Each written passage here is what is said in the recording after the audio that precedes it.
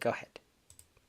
Losing weight is one of the hardest things in the world. And Ginny came up to me with this really fantastic trial combining time restricted eating and something called high intensity functional training. We're going to learn a little bit of a really well done randomized control trial without medications that have helped a bunch of middle aged women lose a lot of weight and improve their body composition. They didn't actually lose muscle. They actually preserved muscle. They lost fat. And they also lowered their cholesterol quite significantly. Um, Next slide. Tell us more. And before we go around this, I just got to show you this picture here. So in that red part there, there's Ginny there. She actually climbed the CN Tower with us, and and then you can see above there, Enya have been running our weight loss program for a number of years. It's on Tuesday. These are wonderful people that are changing the world and made such a huge difference. And I thank them for all their contributions and all their help. Eating is something I do best. And what I'm trying to do is figure a way to eat less. And I struggle, especially nighttime eating. In the last year or two, I've started weight training, resistance training. The reason I initially went into the project about this was that there's dementia. My both my parents died of dementing illnesses. My brother struggles with some memory issues, and he came to us one Christmas and fell down the stairs and broke some bones. So I said, okay, let's see what we can do to actually delay some of these things happening. So the team has put together a wonderful presentation unlocking high intensity functional training, and maybe time restrictive eating can be helpful to you as well. So tell us more. Yeah, hi. So the study, moving on to our focus group. So again, Enya and I are currently running the weight management group. We host our meetings every Tuesdays from 7 to 8 p.m. And we take turns just alternating presenting about topics related to weight loss. So anything about like diet, physical activity, metabolism, even some like mindfulness stuff like being grateful or like journaling, all that. So feel free to check it out. We have that QR code there. We also have a link here. It's bit.ly/weight311. We also have the Wednesday motivation, mindfulness, and moving group that happens every Wednesdays from 7 to 8 p.m. They have some really good talks, so feel free to check that out. There's a QR code there. And again, there's also that link. Go, We also go back a couple of slides. Go back up a little bit. Go back a little bit over here. Go back one more. So if you look on the far left, what you're seeing is aerobic activity, running up the CN Tower climb. And that's basically VO2 max. And Dr. Attia, who is a world's expert on longevity, would argue that your energy output, your VO2 max, between the highest and the lowest, a 4 to 5 fold difference in mortality, 4 to 5 times less mortality for the most fit people compared to the less fit people. And we grew up with this. Now, India is going off in a new career, and she really is being very helpful along with Ginny about just helping us focus in on, setting some goals and making some changes. Um, the other thing too that Ginny you taught me about is I'm using that app there that actually takes a picture of food and it tells you about calories and things. So I still have the free version right now, so I'm going to probably go to that deluxe version where you actually take a picture. I can take one picture a day right now, and it tells you what's in your food. Next slide, please. If you want to live longer and better, you're going to have to do this. I'm sorry, is that you have to pick the weights that you're doing and how you're going to do it. I don't advise you to start doing this on your own, but one of the things, this has been really forgotten, resistance training, lifting weights in different ways. I do this about 3, 4 times a week at this point in time, twice in a organized class with an expert who can help us a lot in this circumstance. And I'm really enjoying that. And I want to thank the whole team at Dundas Physio on Hat Street for making it possible between 6 and 7 a.m. Mondays and Wednesday morning, the rest of the group. And thank you very much. So think about how this form of activity will not only extend your life, but improve your quality of life. and add extra years and quality years. Now, you don't have to, you have to start off at your own pace and move forwards. If I can do it, you can do it. Next slide, please. And tell us a little bit about our videos. Yeah, sure. Just wanted to share this with everybody because this topic is on time restricted eating. Actually, we were thinking of ourselves if there's a difference between what you see on this slide here, intermittent fasting and time restricted eating. It seems to be interchangeably used, but if you want to learn more about that, it's a great tool for people to follow a calorie deficit diet, whether they want to maintain weight, lose initial bit of weight, etc. It's a good strategy. If you want to learn more about it, check out this webinar we had in the past. You can see it by going to the playlist, going to the healthy eating cooking section, or just simply putting Greg Curnew intermittent fasting on YouTube, and you'll see this webinar here. Learn a little bit more about it, and yeah, check them out. It's a great resource. And this is also a webinar we had last week. We encourage everybody who has any interest in this topic. Very popular. We talked about Ozempic and Wegovy, comparing some of the costs, showing how Wegovy at the highest dose can be actually cheaper, more economical than Ozempic, and some of the muscle effects, how to mitigate that with resistance training, as we showed. So please check that out as well. It's quite a neat webinar. And So I'll pass it off. Yeah, go ahead. if you backtrack, so basically, the traditional cost of Wegovy is just under $500 a month. Um, and depending on the dose that you're using, we can make it less than $50 a month, depending on your response. So some people will have to go to the full dose, and some people can use a fraction of the dose, and depending on the size pens, you can save lots of money. So take a look at that at your leisure. Next slide, please. Go ahead.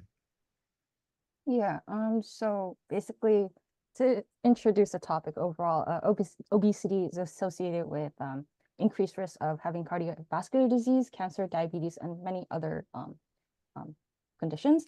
Currently, the main approaches we use to tackle obesity involve changing our diet and also increasing our physical activity. And in recent years, we have seen that time-restricted eating and high-intensity functional training gain some attention as potential approaches to combating obesity. Next slide. So to start off, time-restricted eating is a type of intermittent fasting regimen that lets you eat a certain number of hours each day. So you get to kind of pick the hours that you want to start eating and stop eating. So an example here would be choosing to only eat between 10 a.m. to 6 p.m., meaning from 10 a.m. to 6 p.m., you can pretty much eat whatever you want. There's no limits in the types of food you eat or what foods you eat during that period. But once 6 p.m. hits, you cannot eat anything until 10 a.m. And this type of regimen has been shown to produce improvements in our cardiometabolic health. And an analysis on 19 studies have concluded that this type of regimen has significantly lowered body weight and fat mass while preserving fat-free mass, which is just basically muscle mass. So it's interesting. There's so many different ways of different fasting. You can fast maybe 1 day a week, 2 days a week. You can fast for a number of hours. But as it turns out, we're more insulin sensitive, or we use insulin better during the day, as we wake up in the morning time, and we're more insulin resistant as the day goes on. My biggest downfall, I'm a nighttime eater. I haven't curbed or solved that problem yet. And it would be ideal for me to eat. This is probably the ideal way for most of us to eat, but that takes care of, you're not going to have social events after 6 p.m. You're not going to eat. You can just have some water or some coffee, or whatever. But what I've done right now is that, after I try to go to bed at nighttime, I try not to get up and snack in the middle of the night, and I have that trouble. And right now, as I'm trying not to eat until noontime to 4 o'clock in the afternoon, and so I've reversed that cycle. But I'm going to work at it, trying to change that. But I think this idea is that whatever it takes for you to eat less. Um, I'll never say you can eat everything you want to, but if you just limit yourself to a zone of eating, it might be something to experiment. So I'm experimenting right now, and I'm finding it helpful for me, not to eat after I eat, usually at 10, 11 at nighttime, which is quite late. I'm not too proud of that. And I try not to eat again. I'll have lots of coffee, lots of water until noon to 4 o'clock that next day. And usually around noontime or so, I'll have a piece of fruit or something. But I'm still working on that. I think it's like fighting the Borg in Star Trek. You have to keep adapting your phases and trying different things. Uh, but tell us more about it. But if you had to pick a time to eat, it's better to eat in the morning and not to eat as the day goes on, especially at nighttime.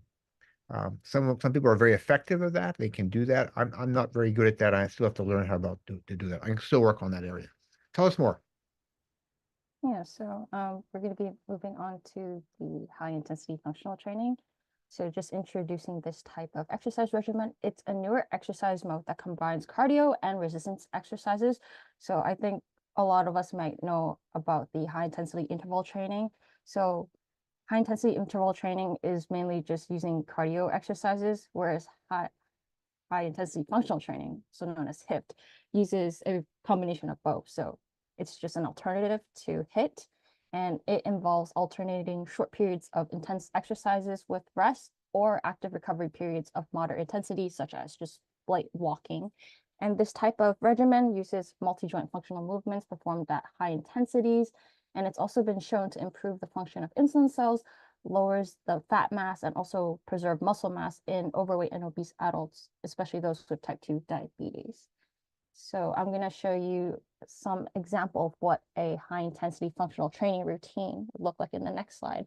So I took this off of the study that we're going to be looking at later on. So for this study, at least, they use a combination of aerobic exercises and resistance exercises, as you can see on the far right of the image.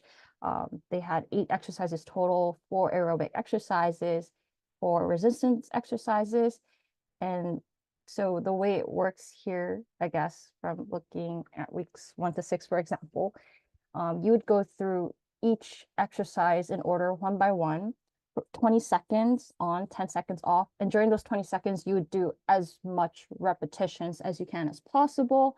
And then, like, let's say, like, you do 20 seconds of jumping jacks, as much jumping jacks as you can. And then once those 20 seconds are over, you take a 10-second break, and then you move on to the next exercise here, which would be high knees jog. And you do this, you go through the entire 8 exercises 8 times.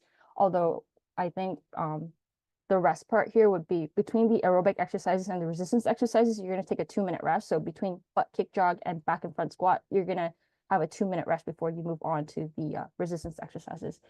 And with HIF, I guess you can kind of set how long you want to be active, like how long you want to do the exercises for and how long you want to break. So as you can see from week 6 to like week 12, they changed it up. They did 30 seconds on and 10 seconds off. So that's what the high intensity functional training routine would kind of be like. So it's quite smart, right? They combine aerobic and resistance training together in a nice package. And where most of us tend to separate that. I thought that was a really neat thing to do. So we can move on to the next slide. So the purpose of the study, so why is this study important? So previous studies have shown that combining both time-restricted eating and high-intensity functional training can generate better results in terms of weight reduction and just better heart health for the obese populations. However, there's only been 2 recent studies that investigate the short-term effects of combining both interventions on the body composition and the biomarkers for heart.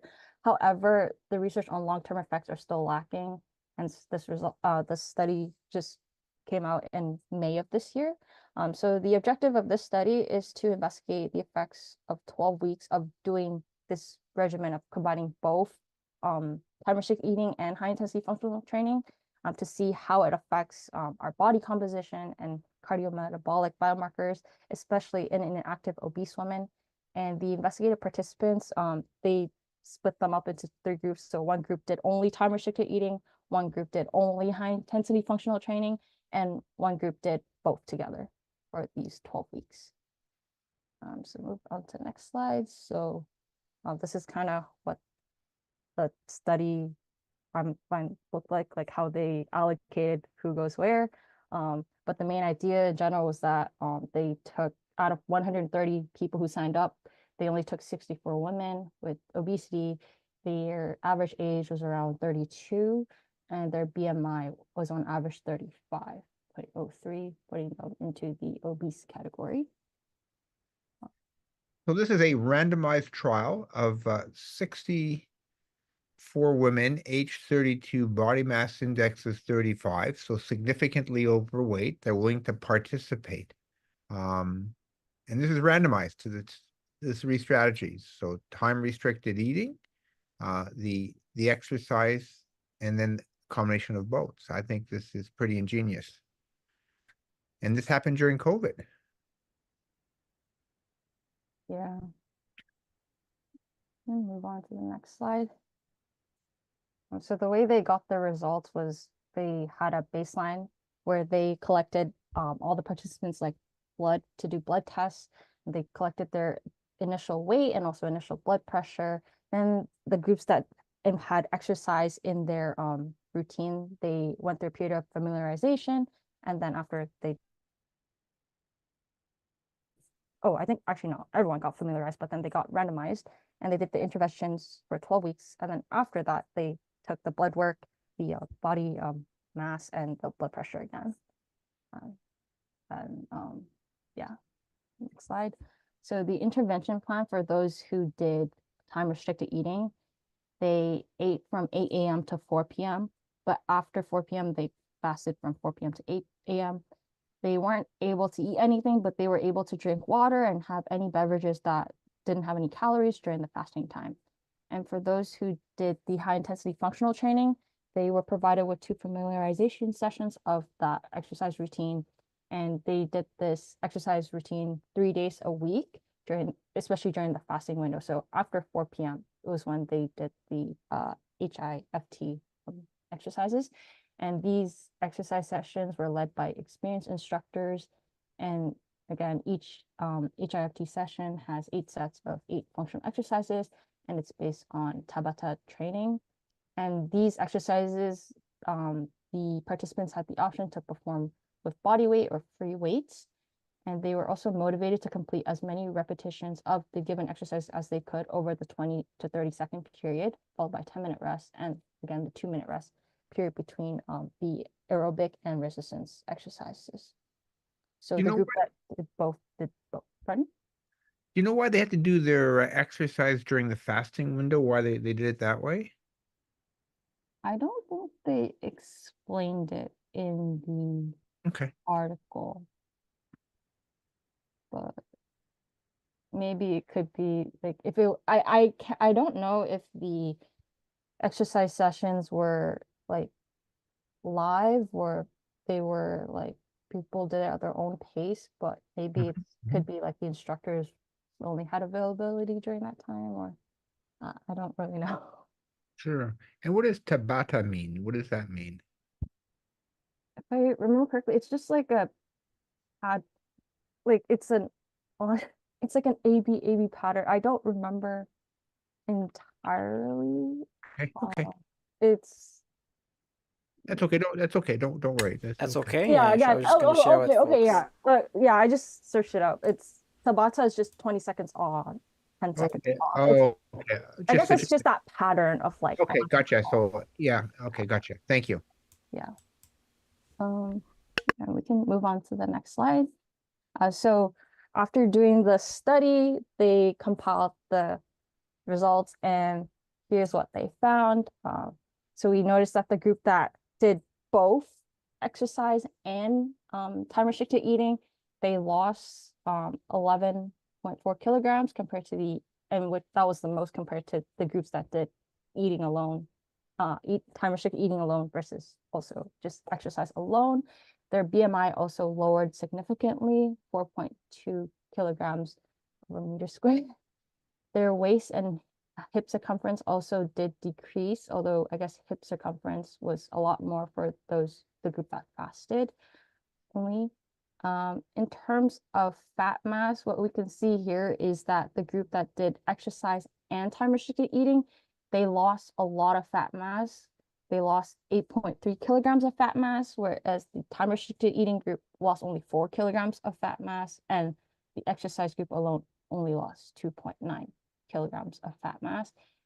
And in terms of free fat mass, also known as muscle mass, the group that did both exercise and fasting, they gained muscle mass. And also the group that did exercise alone, they gained muscle mass. But the group that just only did the time restricted eating, they pretty much kind of maintained their muscle mass. They didn't lose too much, just 1 kilogram. So we're talking a little bit about before is that most people who will lose weight will lose a combination of both fat and muscle mass. On average, the more fat you have to lose, the more fat you're going to lose. The less muscle, the less weight, less fat you have, the more likely you'll lose muscle over time. So the fact is, to me, I'm looking at this, that just the people who went on this intermittent fasting regimen, I think they were probably doing some exercise on their own that wasn't part of the study, be my guess. But I can't say that for sure. But I mean, to lose 20 pounds over this short period of time and lose predominantly fat is extraordinary. And I really like this intensity, 20 seconds on, 10 seconds off, or whatever you're going to do it. And it's very demanding. I don't know. I do some of this from time to time, but I don't do it to this degree. But I'm very, very impressed at the results. This is spectacular. And we also know in other videos is if you lose 20 to 30 pounds and you have early diabetes, less than 2 years, not on insulin therapy, you can put remission to diabetes in 70% of people if you lose 20 to 30 pounds and keep it off at 2 years. So this is fantastic. So this actually shows this is possible. And this is no drug therapy. This is just lifestyle and intense lifestyle changes. Keep telling us more. So this is spectacular. I just can't believe this. So after comparing the body composition, they wanted to see how these three different groups have changed in terms of their dietary intake, which is on the next slide. So what we can see here is that in terms of caloric intake, the group that did both time restricted eating and high intensity fit functional training have had the most caloric reduction compared to the other groups. Time restricted eating only ate 246.3 less calories versus high intensity functional training group only ate 221 less calories.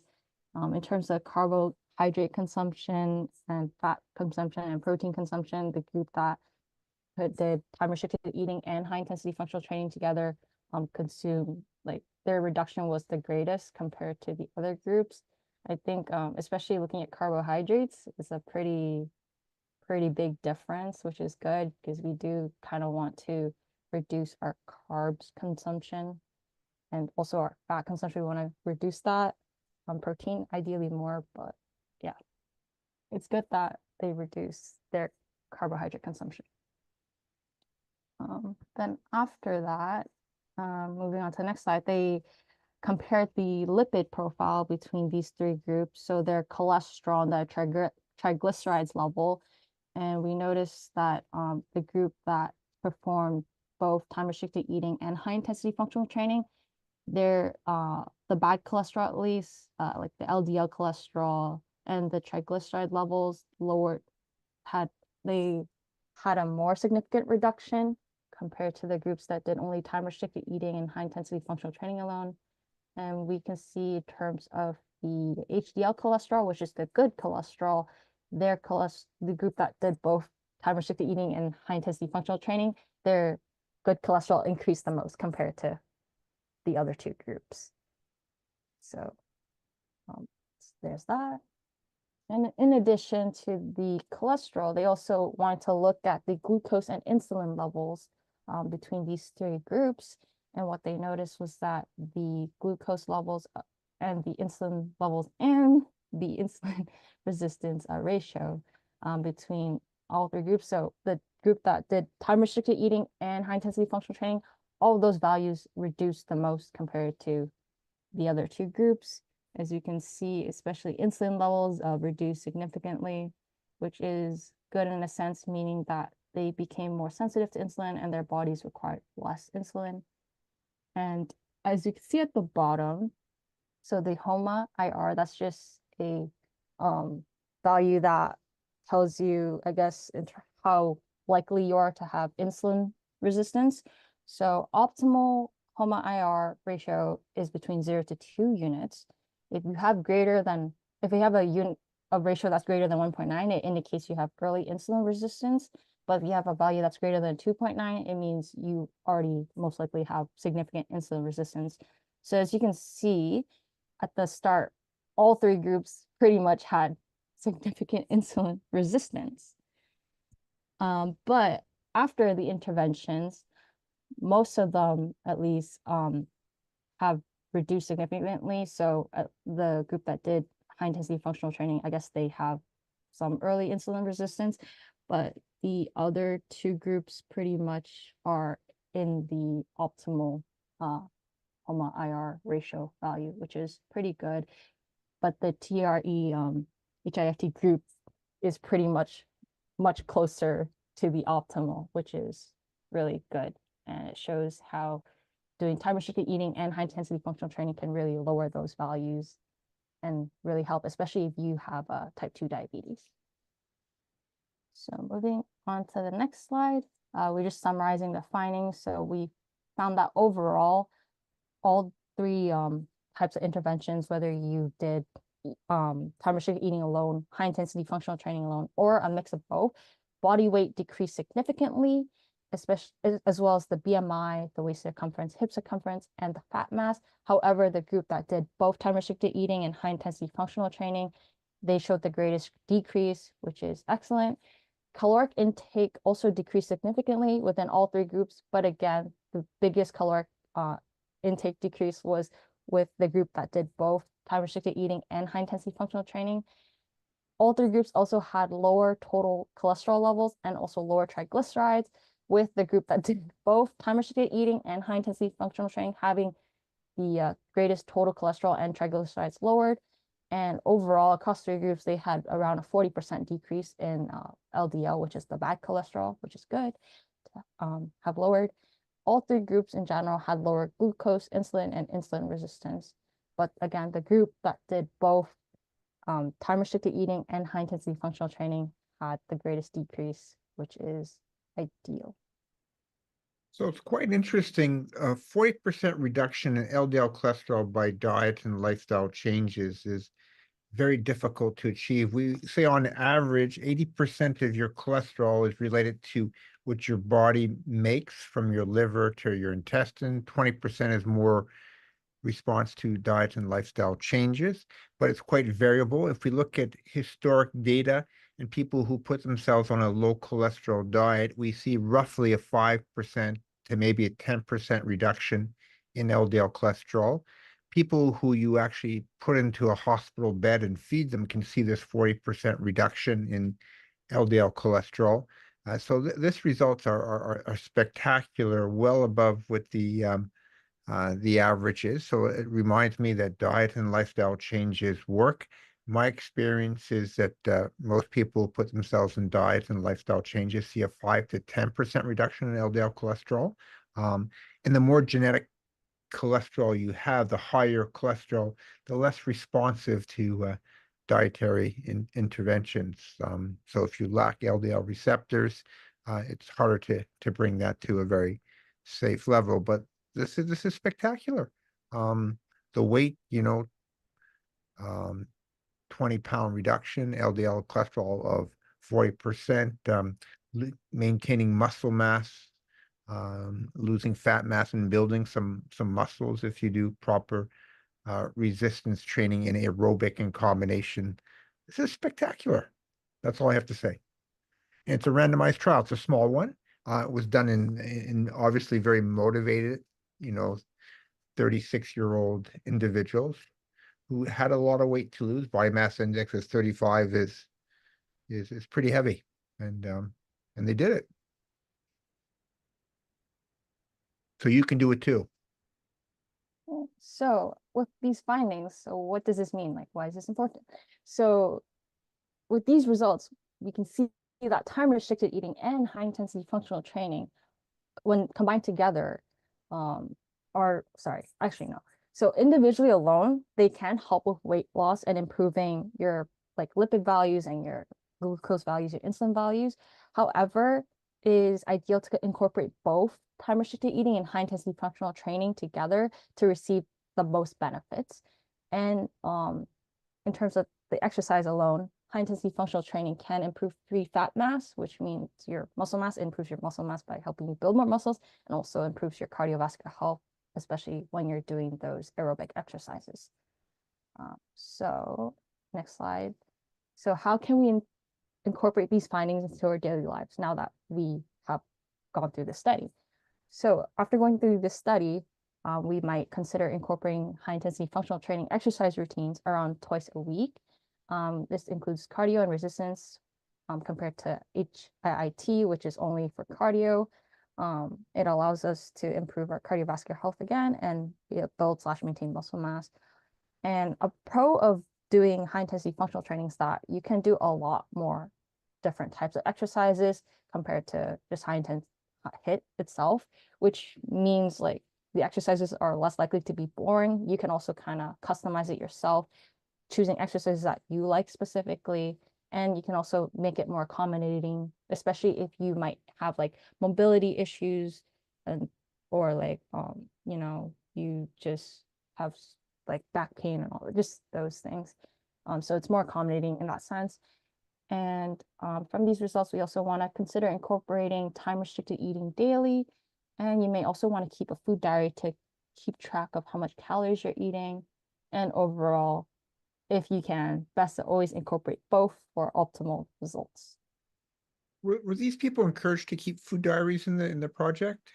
I don't think it was mentioned. Okay. I don't think they were told. They were only motivated for the high intensity functional training to do as many reps.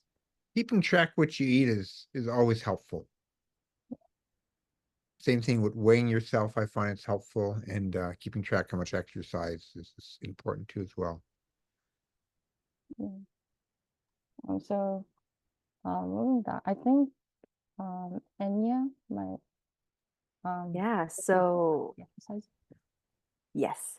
So along with what Jenny mentioned earlier, of course, we're just here to, and the next few slides will just be providing some exercises that everyone can try. And we've kind of labeled them for people who are just beginning and just kind of trying to get into exercise. We have beginner version, so perhaps just a lighter variation. And we also have just perhaps the intermediate as well as an advanced variation for those who are looking for a little bit of a challenge. And so for the HIFT exercises, kind of a challenge that we're kind of putting out there is for weeks 1 to 6. You're going to do 20 seconds on, as in you're going to be doing these exercises for 20 seconds as hard as you can, and then you're going to rest for 10 seconds, and you're going to repeat that 8 times. After week 6, we recommend doing the exercise again as intense as you can for 30 seconds, and then rest for 10 seconds and repeat the cycle 8 times. However, a little challenge that we want to introduce was that for all weeks that you want to do this, we have 30 seconds on and 10 seconds off, repeat 8 times. And so that is the challenge we've kind of introduced there. Next slide, please.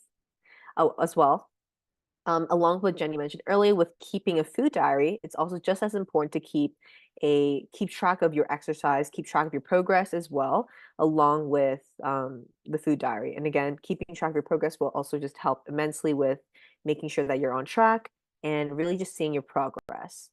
So the first exercise here is a lighter variation of the jumping jack. We have side steps.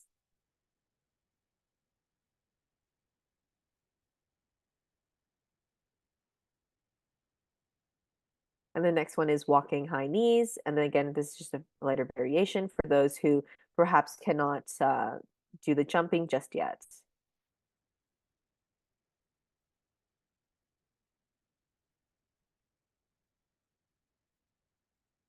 And here we have burpees. This is a more low impact version of perhaps a typical burpee you would see.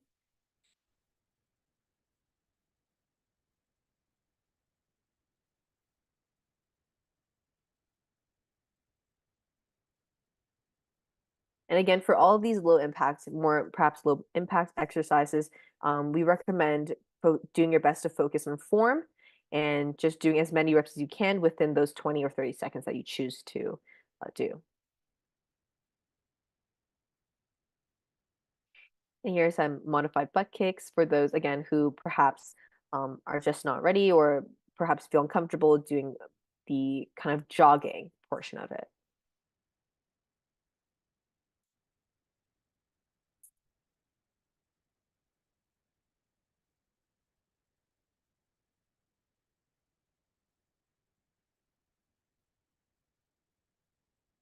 And here we have some wall squats as well for those.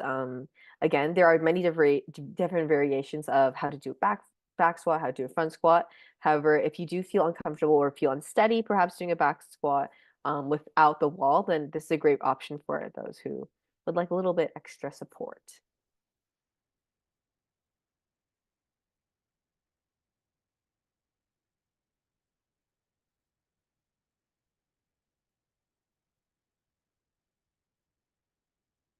And here's a walking lunge variation. If you feel comfortable with this, trying to modify a bit more, you can add a little bit more weight. Perhaps you could carry something in front of your chest as you do this. Just add a little bit more resistance.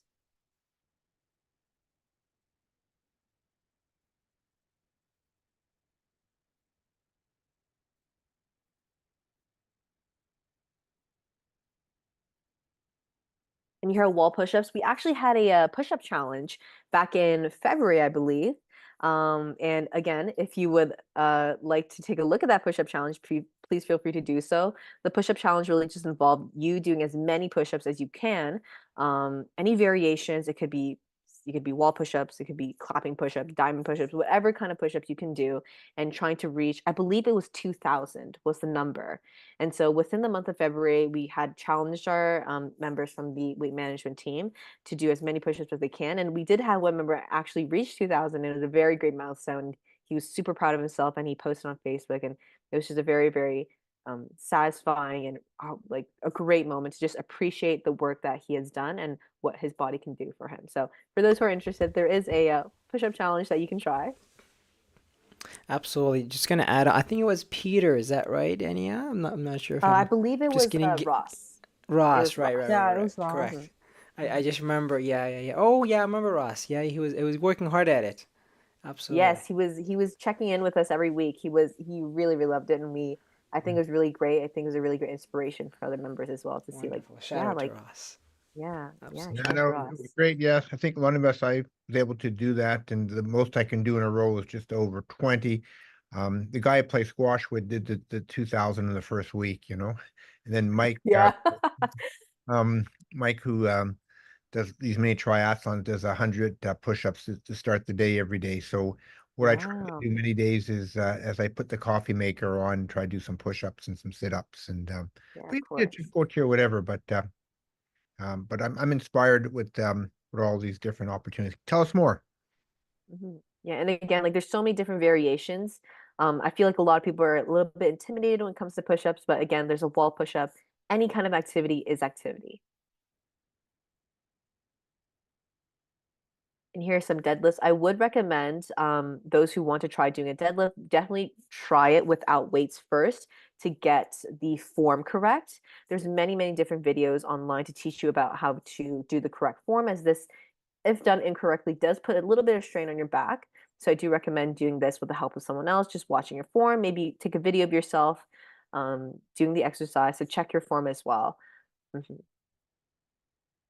And if you say you're too old, there's actually studies, people in their 90s starting a weight training resistance program as well, and profiting about this. So um, as you remember, is that as we get older, we tend to fall more, and having good, strong muscles helps prevent falls.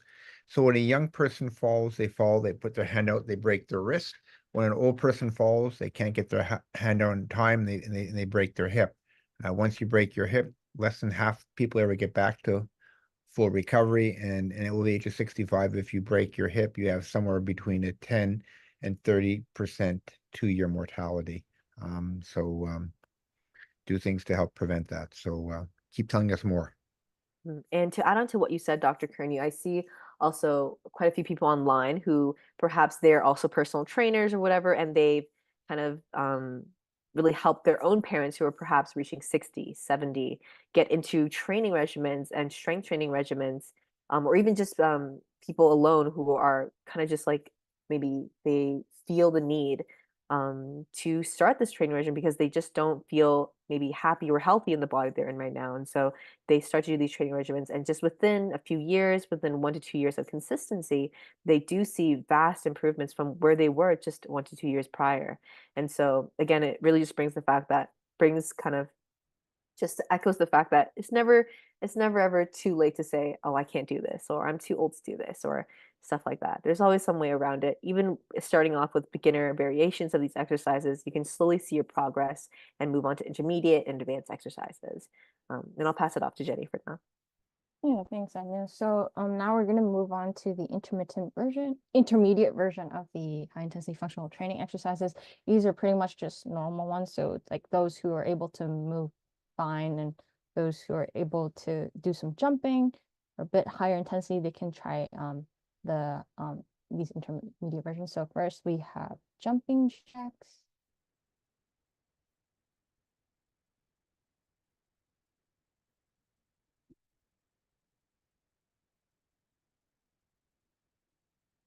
And after that, again, we have the high knee jogs. So previously, um, when Enya was presenting, the guy was just walking kind of, but now he's doing a bit of jumping here, the high knees, and the movement is much faster, much more intense.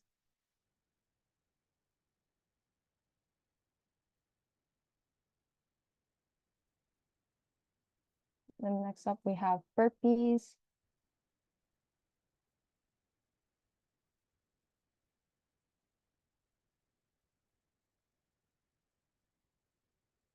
When I do a burpee, my knees get a little sore, so I do it on a mat at this point in time.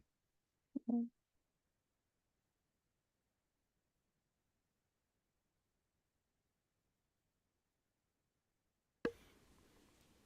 I actually think these are great, especially with a 20-second limit. You can do these in 20 seconds if you're able to.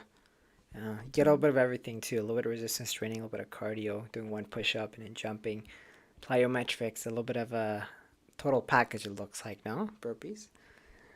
Yeah, burpees looks like a total package. It's a mix of like jumping, kind of like not jumping jacks, but jumping, and then you have the like kind of like almost push up thing. So yeah, really good. It's a pretty tough exercise, I feel. Yeah.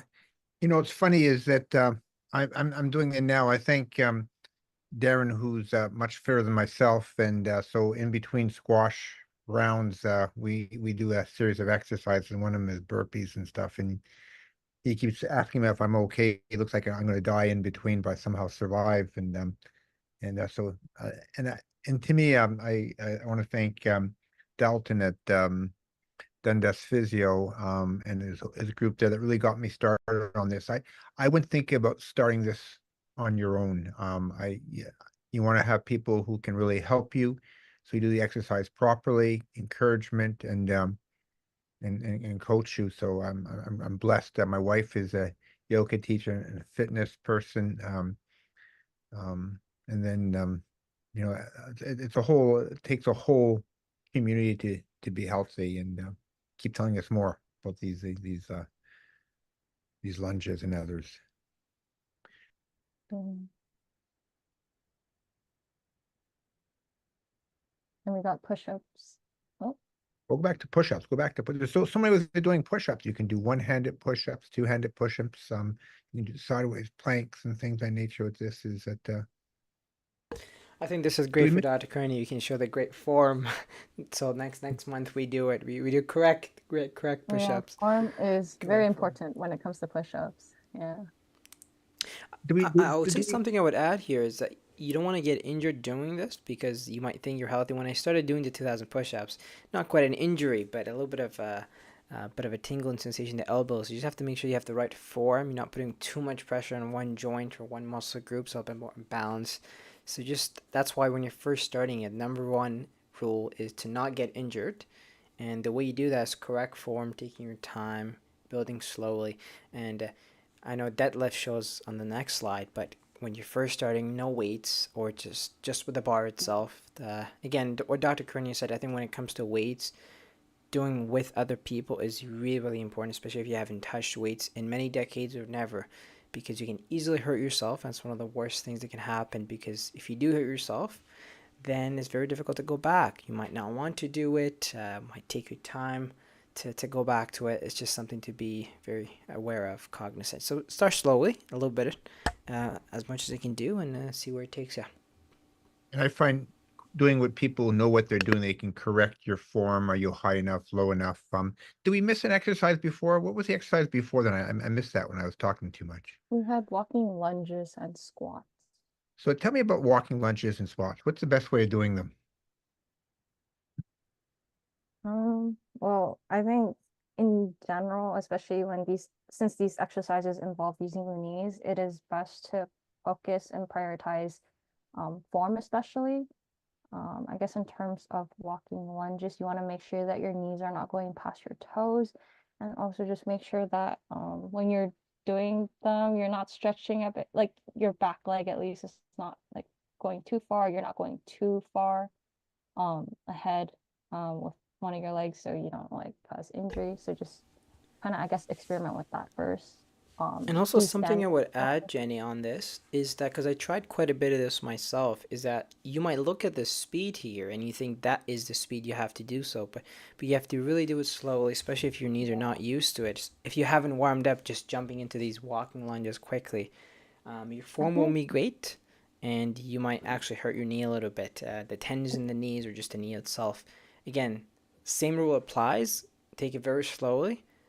Even if you can exaggerate a little bit, as in go extra slow, slower than you think you should go, to make sure you get the form right, you don't injure yourself. Again, that's something I really tell everybody, even young people. I play soccer a lot, and I tell the team players and guys, please, number one, do not get injured. And I think that applies to everybody, not just athletes, but also people who are just starting to exercise or have been exercising for a few months, and thinking they know it all. You can still get injured and get hurt. Yeah, also just adding on, like I know since squats and walking lunges kind of essentially use you're using your body weight to like lift yourself up and all that. Like it's technically best to kind of do it a bit slower. Like you get more of the burn. It's like more beneficial compared to just doing it like really fast too. So that's You also can, you, you can decide how low you can get. And some people feel doing them backwards um, is easier on your body. Oh And yes, tell us, I have seen that, Dr. Curnew. I've seen people. There was a physiotherapist on YouTube showing how going backwards. He did it on a treadmill, so I don't think that's necessary. But you can just do it backwards. Yeah, I have to look more into that to see how the biomechanics will be different. If there's less, weight on the joints, less injury risk, etc. It's interesting. my understanding is there's less injury, Uh huh. less run down. So about squats, tell us about squats. What muscles are we moving? Tell us who's telling. um I guess for squats, they more so focus more on your quads and the hamstrings. It's the and also I guess a bit of the core as well. So those are the three muscle groups that squats target. And so again, it's important to have proper form when performing squats to get the best benefits out of it. So always making sure that your feet are like hip width like apart, or I forget the term, but you just want to have it apart um, at a reasonable distance. And when you squat again, since this does involve the knees, you don't want your knees to go past your toes. And you also ideally want to have a 90-degree, like when you squat down, just squat to like a 90-degree and then just get back up. And again, slow is probably the best way to go. And try to keep your back straight, not lean Yeah. forward too much. Yeah. Yeah, but yeah, that's actually something you don't notice until you look at a recording of yourself and you see that you're not doing it correctly. And also something I say, I think squats are actually fantastic, one of the best exercises, because it does target those major muscle groups. You can do it without weights when it's first starting out, and if you do want a little bit of weight, you can do it at home. You can grab, a heavy backpack, put a few books in it if you want, a water bottle, and just hold it right in front of you, exactly where her hands are. Instead of making it two fists, you can just hold a weight, and so you can add a little bit of weight. It's quite user friendly, I would say, and beginner friendly. Again, you just have to make sure you do it slowly, focus on the form, and then quickly build up. But it's a great exercise. It's very good for resistance training. Again, activates those the biggest muscles in the body. Yes, the biceps are important, but the glutes, the Oh yeah, hamstrings glutes, are hamstrings, very quads. important. Yeah, and that's exactly what you should see here. One of the most Also, popular resistance training exercises, oh yeah, squats. squats. You can also like there's like many variations of squats, like jumping squats, and then like you can even Right. do like one leg squats. Like there's a lot of variations you can do with this type of exercise. Okay. Um, yeah, we Covered already this went one. through walking lunges. Push-ups. One of the reasons why you want to do this is that you want to be able to not fall, or when you fall, be able to get up. And let's tell us about deadlift. Yeah, so deadlifts. I think we discussed it earlier. You just, I guess deadlifts are mainly known because you're like, I guess, lifting really heavy weight. That's all I know so far. I'm not really. Very similar to glutes, I would say, and it's Yeah, something that a lot of people do. Again, I'm new to running, and I see runners do yeah, this a lot, mainly because your hamstrings and your glutes. But forget about athletes, just the regular people, because it activates those major muscle groups and makes them stronger. Again, the biggest muscles you have on your thighs. Remember, there was a scan from a conference that I saw online, looking at I think it was an MRI scan comparing a 7-year old hamstring or just the muscles in the biggest area of your body to a 30-year-old, and you see how much muscle you've lost. And this exercise targets that. Again, the weights. This is something you have to do ideally with somebody, or at least with somebody who knows. yeah. People easily lift too much than they can tolerate. They can get hurt. I know, Dr. Kearney, you tried this, so maybe you can tell us a little bit about this and what your coach told you.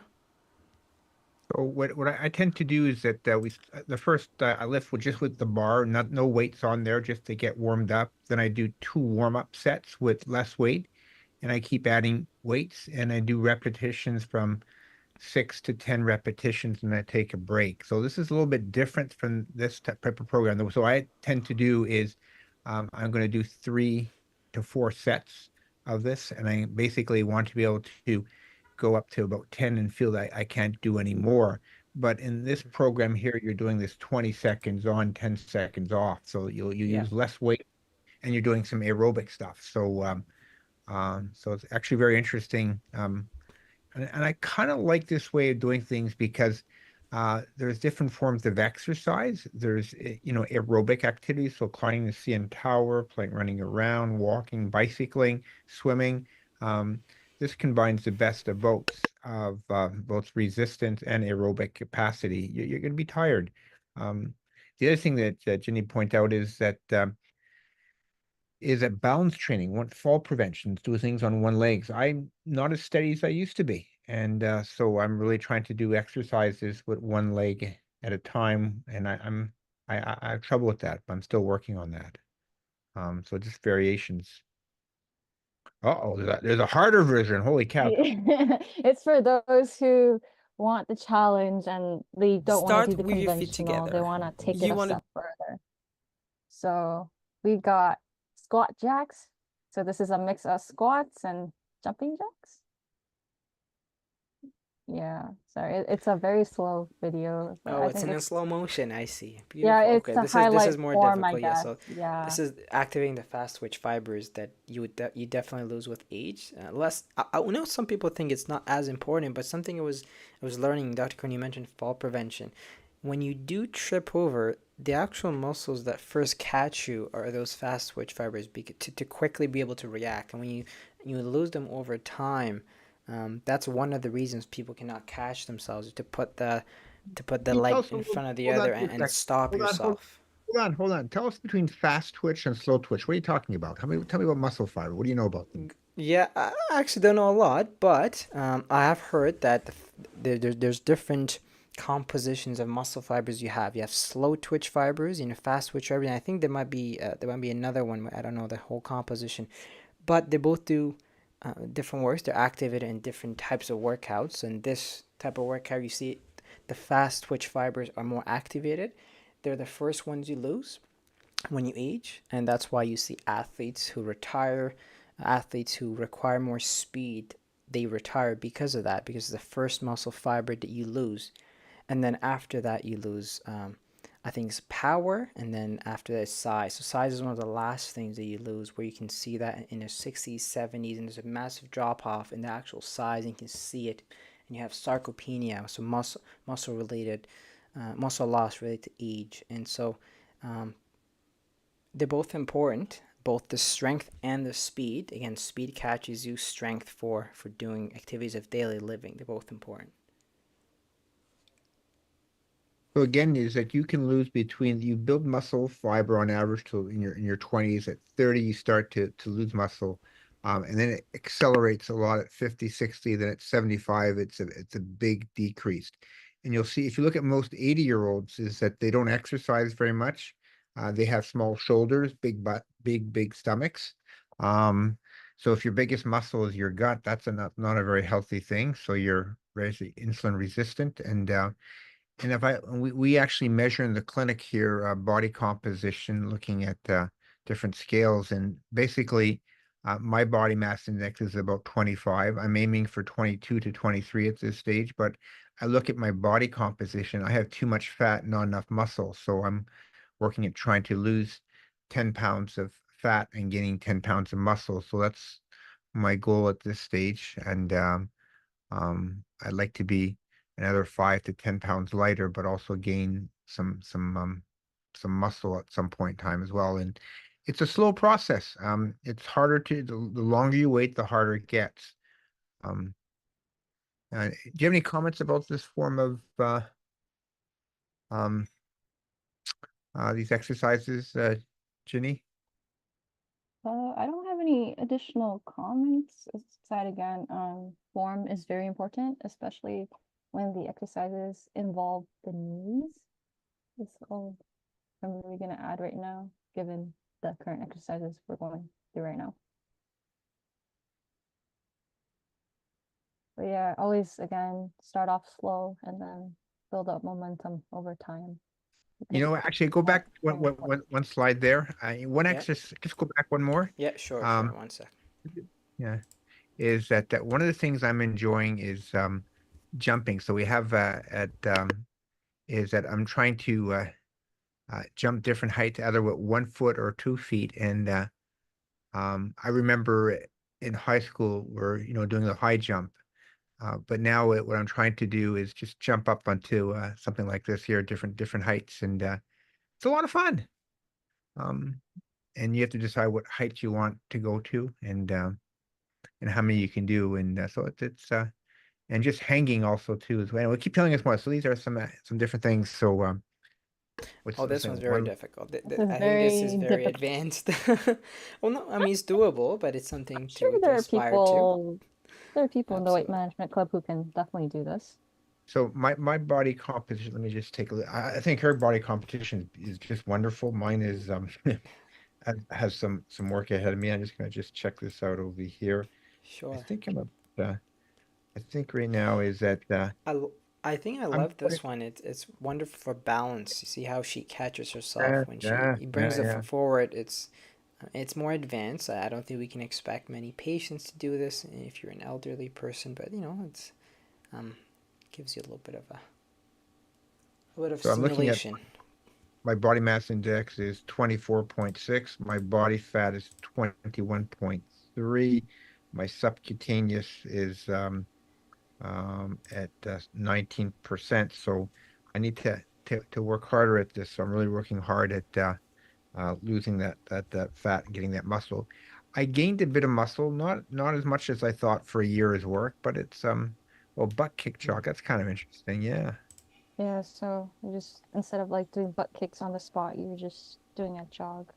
Okay. I remember having to do this back in elementary school when I was on cross country. I do a lot of that. Yeah.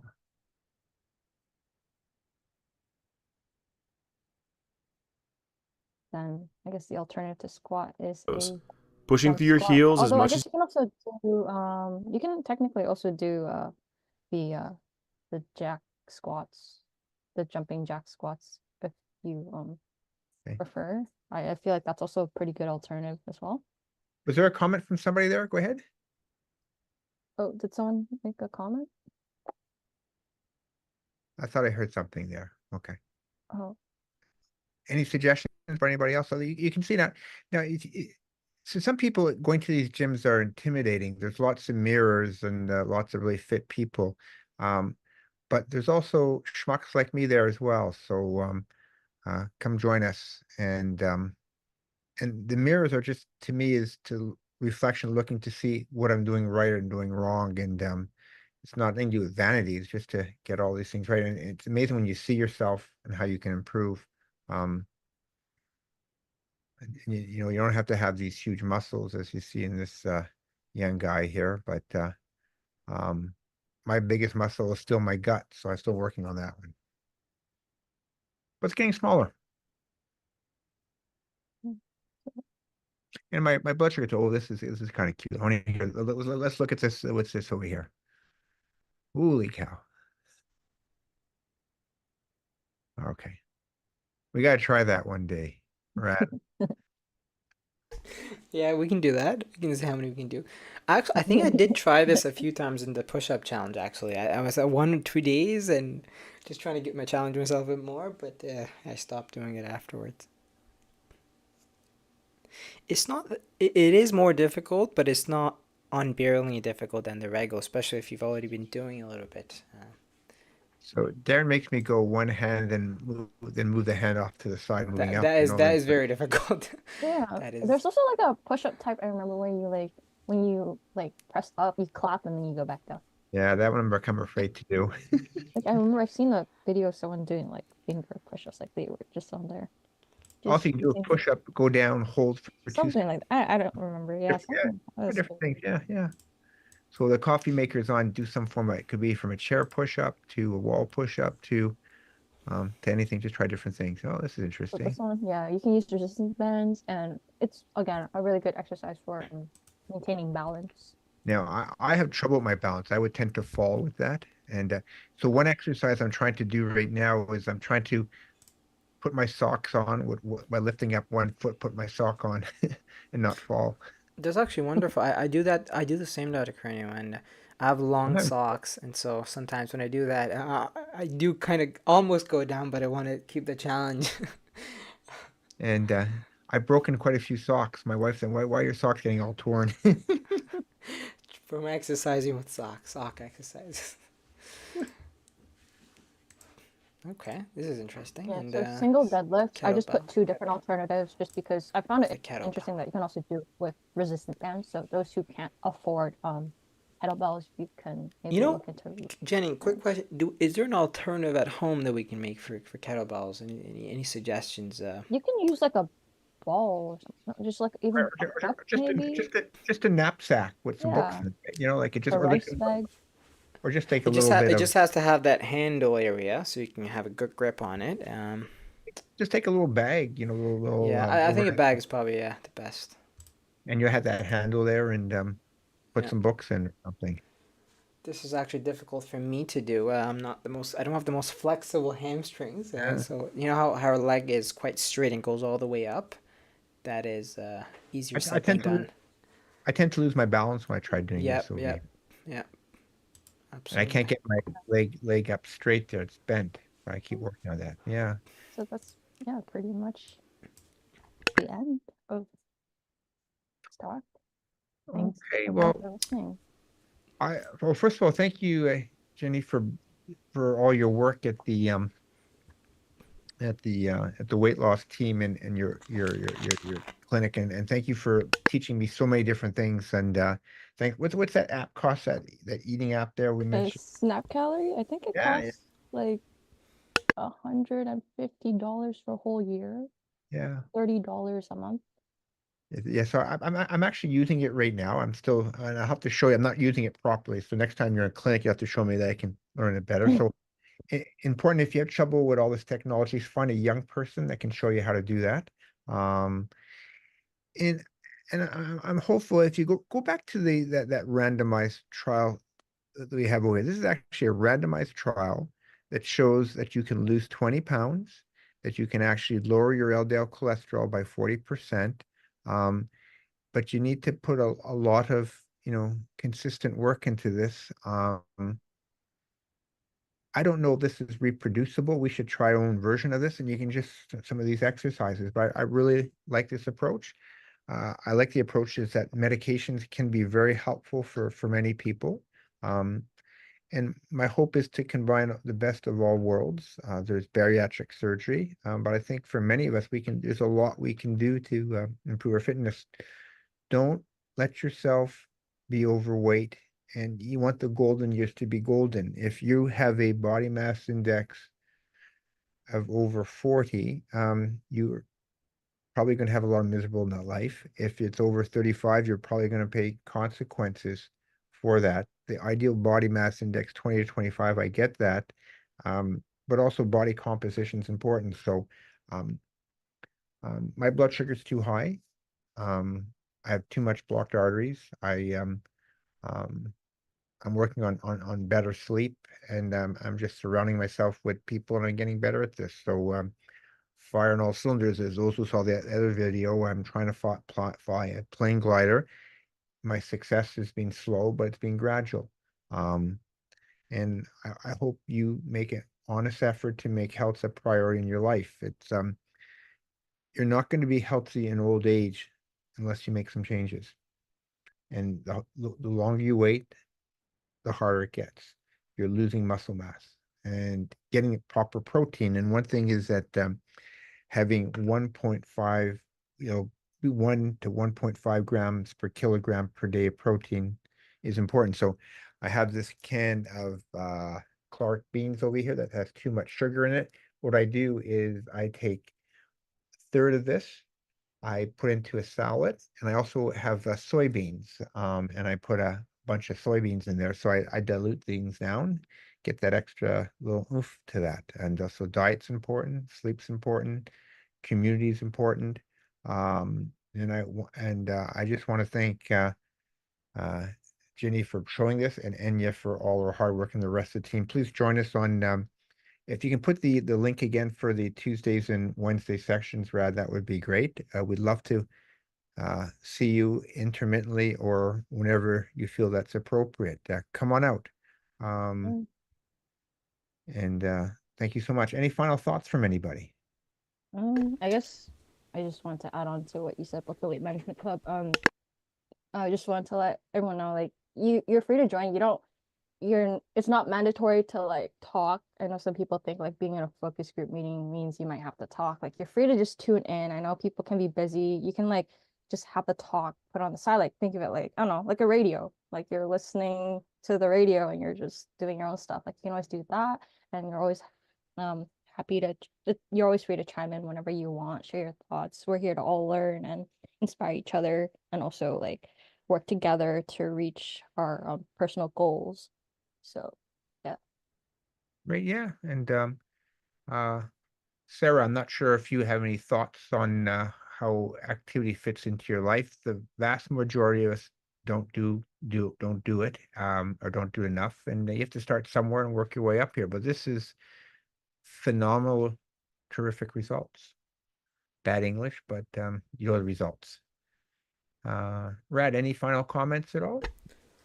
I would just say one thing, whatever you do, I think the most important thing is to make sure it's sustainable. Absolutely. Because I see a lot of people who athletes and non-athletes alike, who are exercising in their 20s, 30s, maybe even 40s, but they stop in their 50s and 60s. So not that you do undo the work, you still essentially, you think of a glider, you go higher and you fall from a higher altitude, and you might still be a little bit better in terms of fitness and strength in your 60s and 70s. But the most important thing is whatever you do, you can keep it going. And so right now I've picked up running, and the only reason I've did it is because I feel like I can keep doing it without a lot of effort. But when it comes to resistance training and weight, that is my kryptonite. That is where I need more. I need more willpower. So whatever you do, just make sure you can keep going.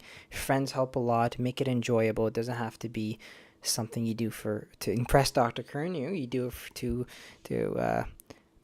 make yourself healthy. So that's the most important thing. And we're going to have our ups and downs. We're going to have our good days and our bad days. Some days everything falls apart. Other days everything fits into place. So this is a randomized trial that worked in for these 60 women. The results are spectacular. Will your results be as good? I don't know. Find out. Give it a try. And people who say, listen, I don't want to take weight loss medications for the rest of my life. Well, here's a solution. And then you can combine either using it intermittently with medications or not. There's so many avenues open to you right now. So this is based on good science. Thank you so much. We're going to say good night and we'll see you soon. Good night, everybody. Good night, everyone. Thanks for joining.